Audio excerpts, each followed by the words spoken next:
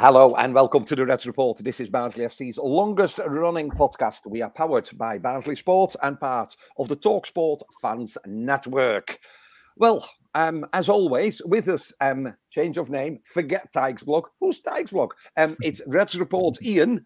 I'll whisper all the way from Bolton. Ian, how are you this evening? I'm very well, thank you, Carlo. You well?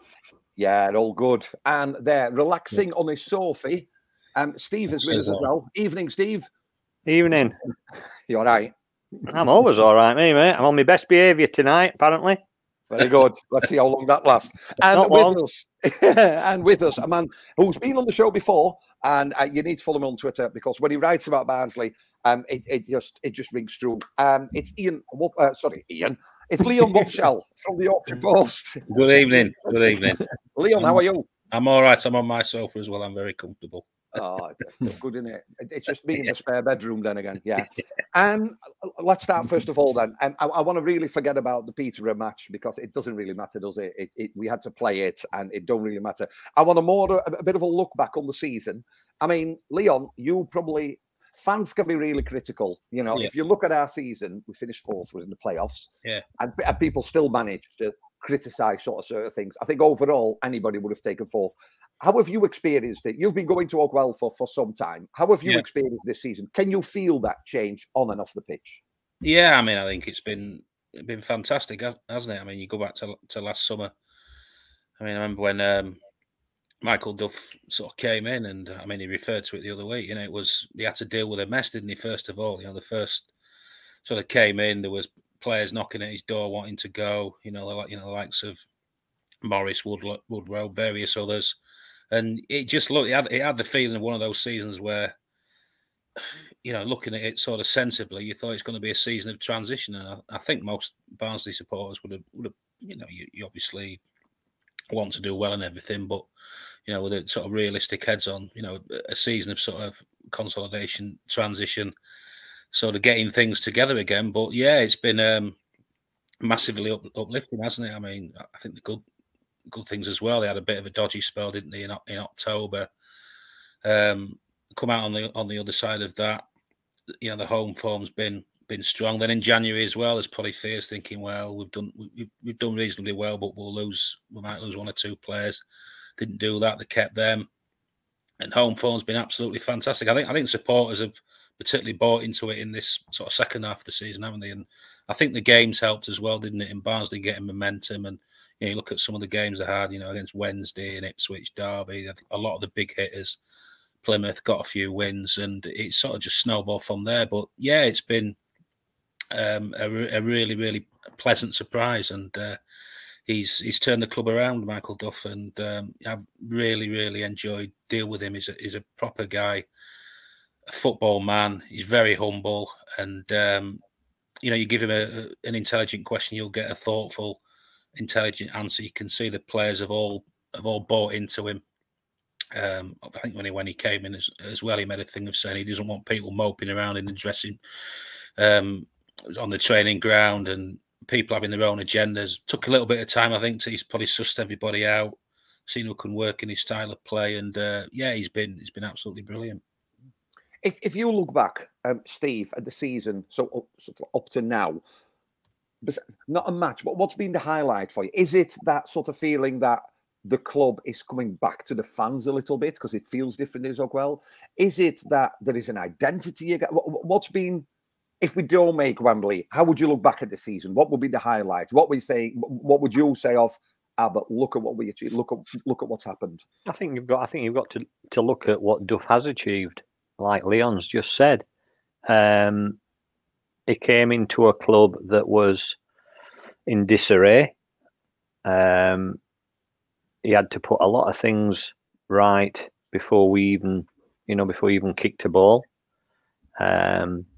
He's brought signings in that's cost very little money, that's turned out to be highlights of the season. And I think looking back, if we don't get to playoffs, we don't go up,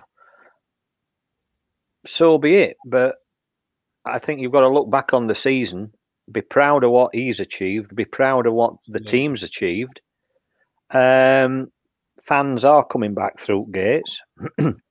Crowds, I think, will get bigger. I don't know how many season tickets we've already sold, but I'm sure that's going to be 7,000-8,000 by August, if not more. So, I mean, highlight for me has got to be Michael Duff, because he's just been absolutely brilliant.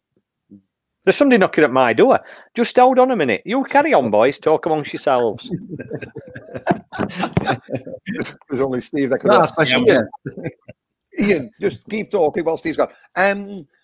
On the pitch, is it fair to say that Duff has brought an identity back to the club as well? Because the season before, it was chaotic, to say the least. We were forever guessing who would start.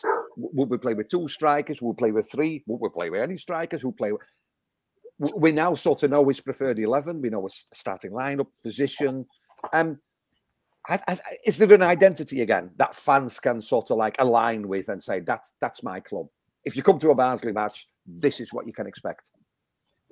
Yeah, I know Duff said at the start of the season he wanted sweat on the shirt, didn't he? And he's got that. I think it was always going to take the first few months of the season to settle down. You know, you look that we brought 10 players in, plus lost 5 key players. So massive turnover of staff, plus new backroom staff, new manager. Hence why everybody said it would be a transitional season. And they started to click probably November onwards, which is what we probably expected. And I think when Jordan Williams come back, I always remember Williams come back and we went into a 3-5-2 and it just clicked. I think it might, memory serves me right, it might have been at home to Forest Green and it just clicked. And I think Williams created one of the goals, bombing forward, and it just clicked ultimately. With Cadden on one side, Williams on the other, Kane and Connell, Benson was in and out of the side, and then obviously Norwood and Cole were kind of forming a partnership. So I would say, you know, the press is that you look at last season. I mean, I know last season, was it a one-off? I don't know. It was just so depressing, wasn't it? Defeats, players were just, I don't know, disjointed. For there was no teamwork. When you look at it this season, and they're fighting for one another, and they're playing for the shirts, and there's people on the subs bench that want that shirt as well in the starting 11. So on the pitch, it started to mould in November, and you're reaping the benefits now, aren't you, with a late push in the season? Yeah, it was just all over the place last season, wasn't it? Really, I mean, I sort of think about the midfield. They didn't really have a midfield last year, Barnsley, did they? I mean, they were short in a lot of things, but I just looked at that midfield and there was some young lads there, weren't they? Like Gomez and Palmer, and it's gone from that, and arguably they've got. Well, they have for me. They've got one of the best midfields in the division. It's just really well balanced, isn't it? You've got Connell there, obviously excellent set plays. He's the sort of distributor. Herbie Kane's really come on as well, hasn't he, the last few months? And then you've got the sort of more box to box of Phillips. And if I had to sort of pinpoint an individual area, I'd certainly give plaudits to the midfield. But it's like you've just said. I mean, it's just really a well balanced side with the wing backs and the 3 defenders complement each other as well. It's it all reflects well on Michael Duff, obviously. What about off the pitch? How much has this to do with off the pitch? So there was a change to the board. Paul Conway, last time we mentioned his name, obviously left. Chen Li left. Julianne Key, who we are expecting to join us, but she's in New York, so it might take 4 hours for his invite to go via Gmail to her inbox. But we'll hang on and we'll wait. And Jean Crine joined as well. And I think initially, I think it's fair to say that fans knew Jean Crine, and that brought that previous link back in of Patrick Crine, who was very community focused, and he called himself a custodian of the club. He was never the owner; he was the custodian on behalf of the people of Barnsley. And I'll let you go first, Leon. When you go to a Barnsley match to report, was there a tangible atmosphere behind the scenes as well? Because staff just seem far more assured. I can't say managed, but happy, open. It just seemed a better place for them to work as well. Yeah. I mean, I think it's obviously, you know, in the previous seasons, I mean, they basically had absentee chairman, wasn't it, really? And I think there was a real low sense of morale in the, you know, in the corridors of power of the club, and obviously things changed in the summer. Obviously, Neva became the chairman. You know, Julian's come in. There's just more of an energy and a bit more dynamism now, isn't it? Really, and you know, the good people who were down in the dumps, they've all come to the fore as well. And there's a real energy about it, and you know, Khaled deserves a fair bit of credit for that. You know, he's done his bit, and it does feel a vibrancy. And obviously results help, though, don't they? That's the sort of front of house, and it's sort of been a two-way street, and it's dovetailed pretty well. In that respect, Steve, the work Duff's done has helped Khaled bring people back to the club, haven't they? Because it's a club on the up again, and I mean, you know, as part of his job, a new shirt sponsor, you know, an international brand. I think they've got 5 million customers in the US, you know, US Mobile.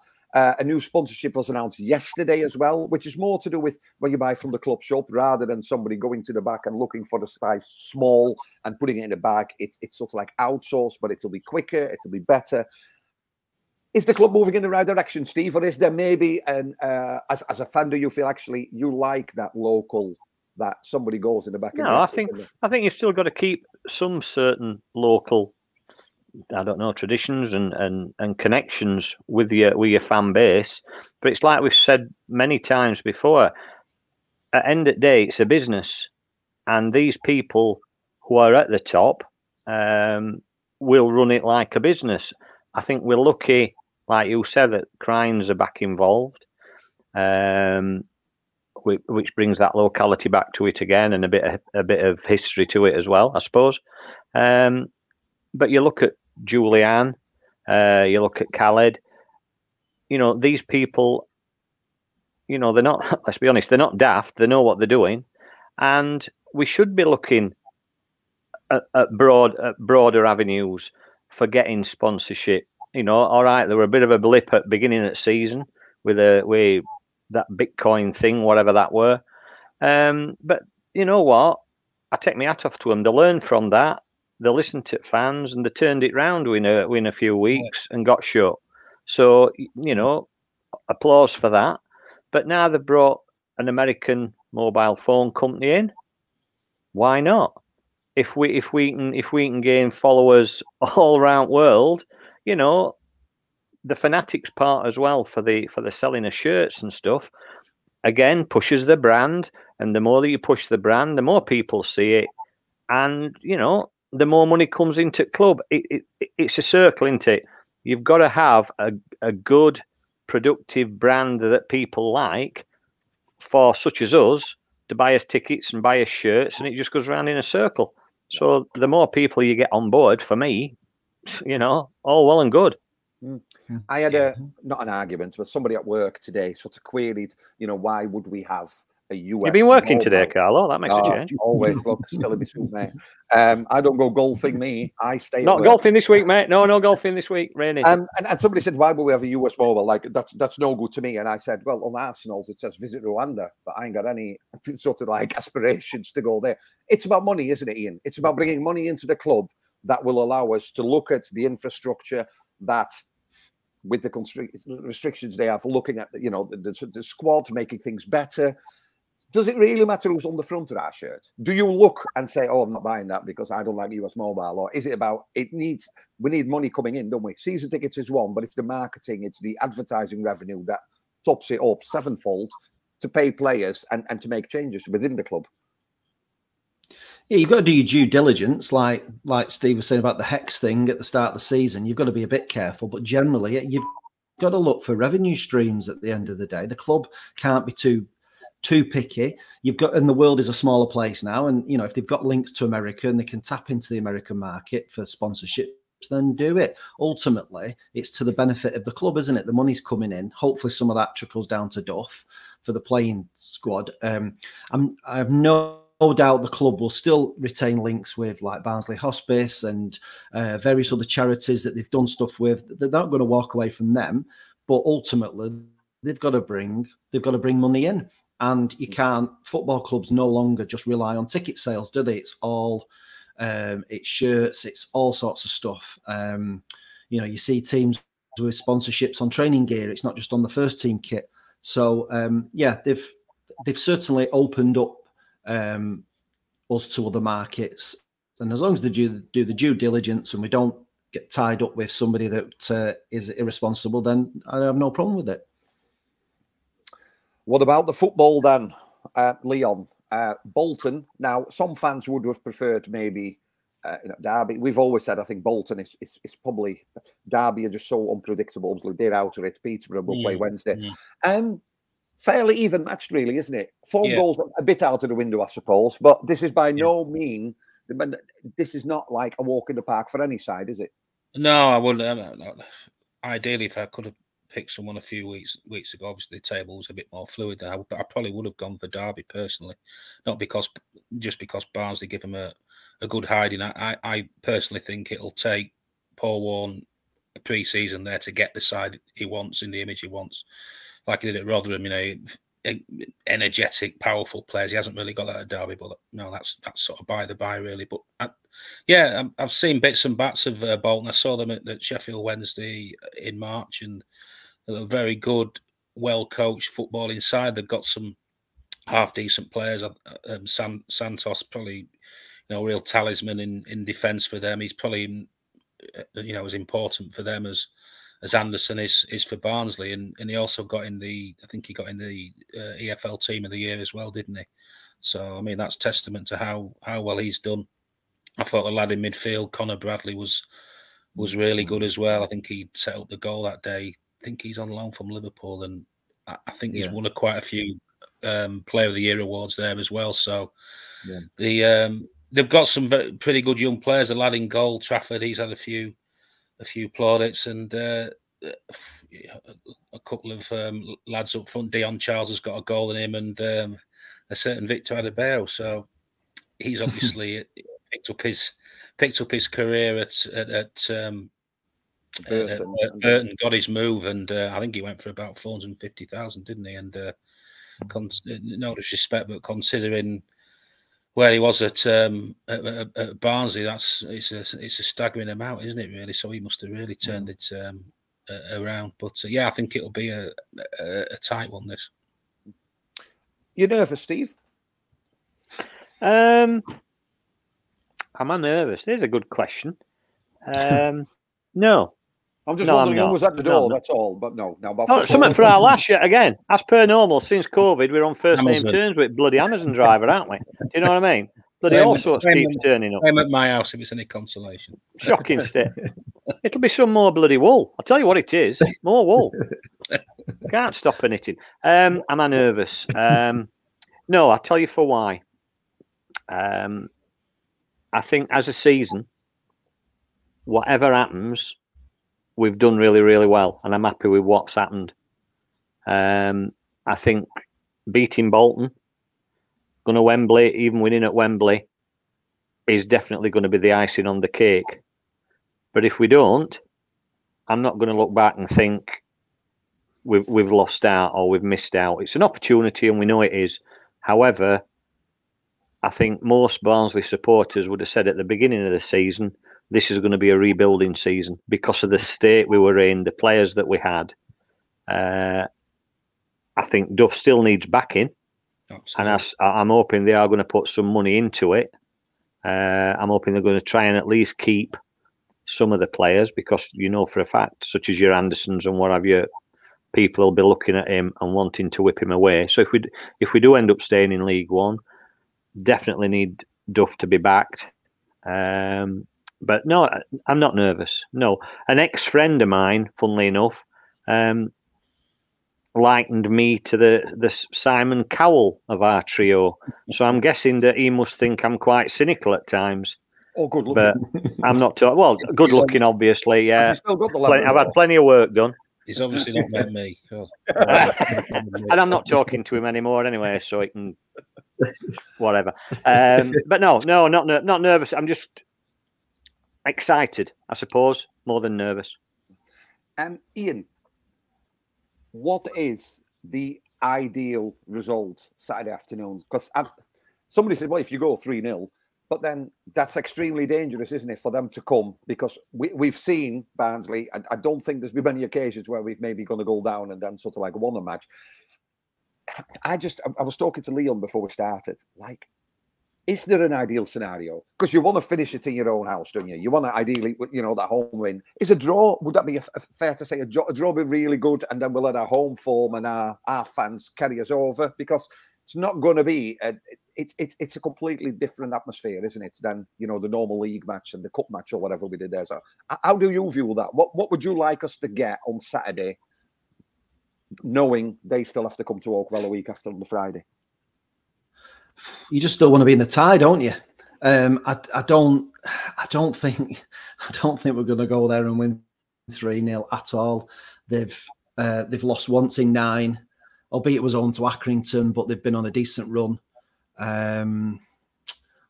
Like Leon says, you've got that Santos has just come back, settled back in the side. They've got Kyle Dempsey, Conor Bradley from Liverpool, Trafford from City. Bradley and has won all the awards. Dion Charles got the penalty and scored in the 3-0 win at Oakwell in January. It's not going to be easy. I just want to still be in the tie, whether that's a draw. I'd take a draw all day long now because it's not going to be easy. They're going to be flying at us. It's going to be nearly a full house. That's their opportunity to make a mark. So I'd want to come away knowing that with our home form, we're in a good position. And I'd take a draw all day long. I mean, obviously, if we can win it, great. But it's just so tight. 5 points between us over the season. Yeah.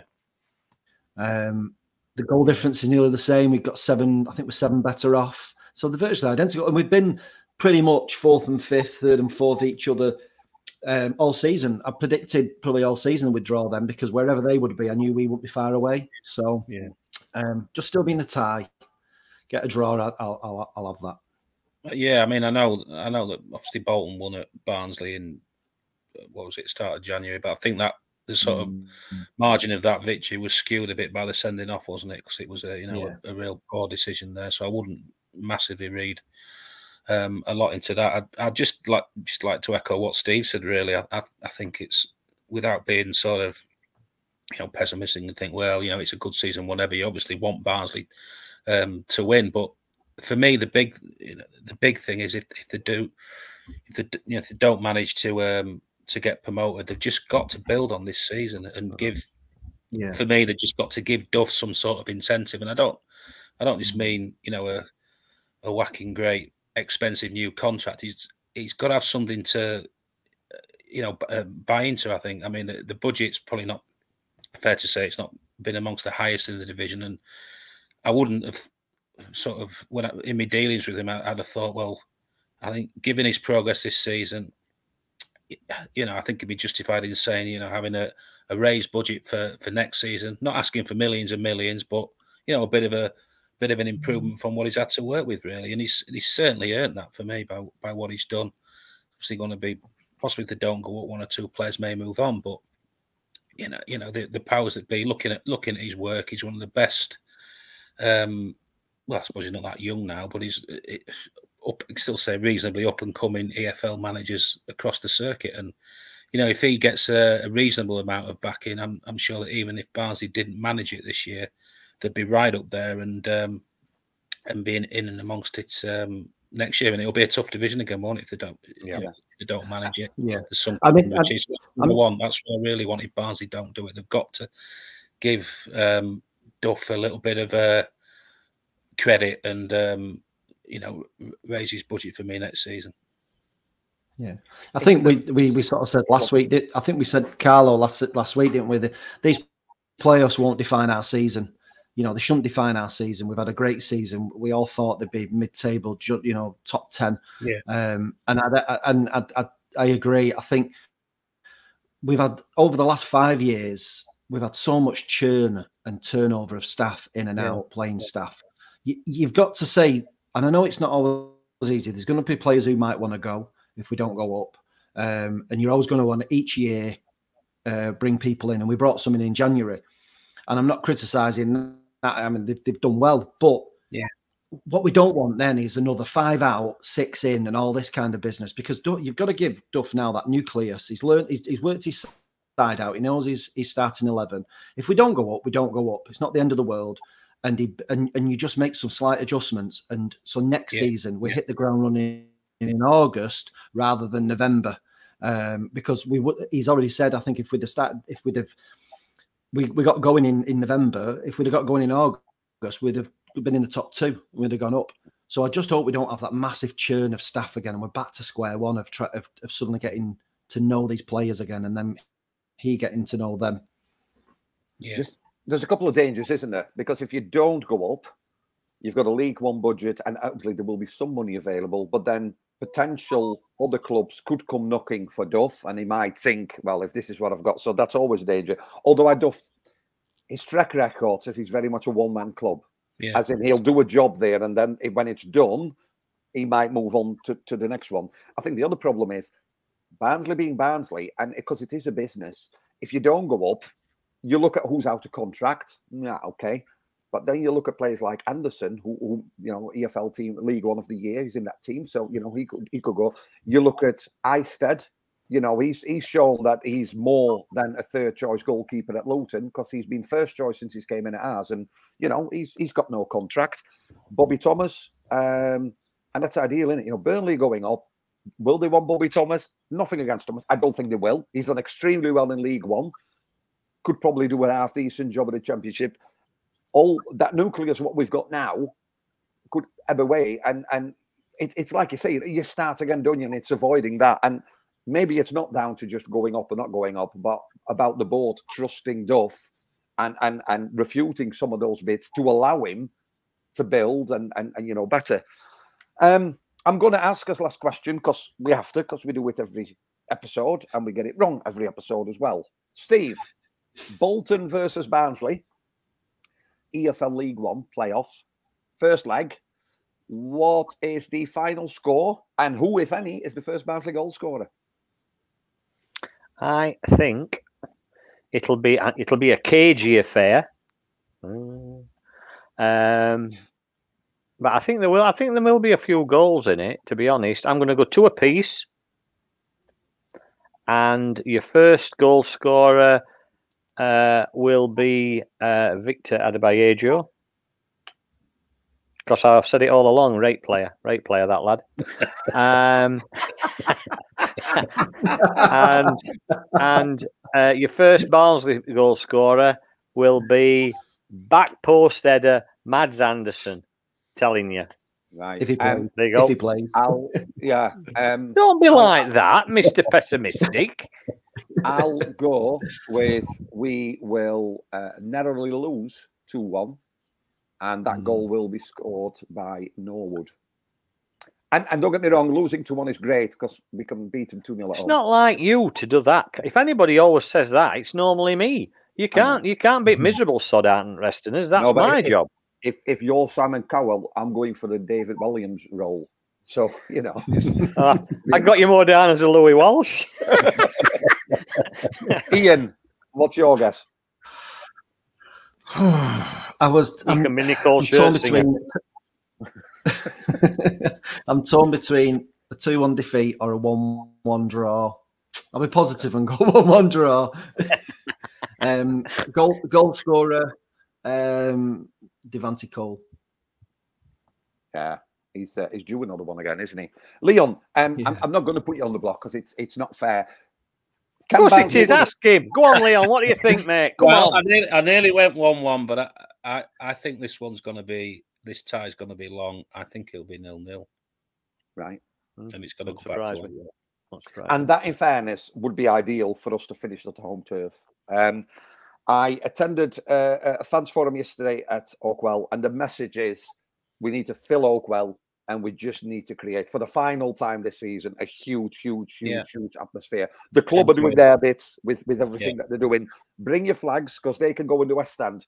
if you're worried about coming an hour early and staying behind, you can drop it off a couple of days before and they will put it in the West End. So that bit that's never full will be full of flags. There'll be things on the seats like they were at Wednesday, but things that might make noise. So the club is doing their bit. If you've got a mate that haven't been for a while, get a ticket. Ian, you looked earlier on. It's the Pontiac especially, I think, isn't it? It's close to selling out. Yeah, and when I was looking for tickets for me and my lad, if you want tickets together, you're either going to get in the West Stand or just the East Upper, but near the away end. There's just smatterings around the rest of the East Stand for single tickets. So I would imagine probably sell out by the time we get round to next week. Yeah. Well, I was just going to say quickly, just enjoy it. I mean, I remember I was lucky to go to the first leg against Swansea, and there weren't many Barnsley fans in there, were there? So just enjoy it, because it's obviously back to normal now. Yeah. Two more messages before we say farewell to our guests this evening. The first one, reiterating what Ian said earlier, these playoffs will not define our season. I think the club, the fans, everything, this town is sort of back on the map of football with a clear identity and a path that they want to follow. And the second one, probably more important, evening, Mr. Eisted. You've been listening to the Reds Report. Leon Wobschall, sorry, I have to say that. Harry Eisted's dad listens to the podcast, so there's a special mention to his missus as well. It's a birthday, isn't it, Ian? This weekend, yes. It's a birthday. Evening, Mrs. Eisted. Bring you later. Happy birthday. Have you got some new friends, Ian? Look at you. I have actually. Yeah. You got new friends. Oh, are they letting you out a bit more often now, mate? That's nice. Yeah. Well, only if Harry gets a new contract. Hello, Mr. Khaled. He's coming on next week. Leon, thank you very much for taking the time out. Anytime. Thank you very much. Hopefully see you at the home leg. Ian, yes, as always, thank you very much. Steve, you've behaved. There's been no swearing. I can tick that box on YouTube that says suitable for kids. You're a star. You are our Simon Cowell. You've been listening to the Reds Report, sponsored by Barnsley Sport, and we are part of the Talk Sport Fans Network. Let's fill Oak well next week. Well, we'll be back next week for an episode before the second leg. Back the boys against Bolton. And until then, see you later.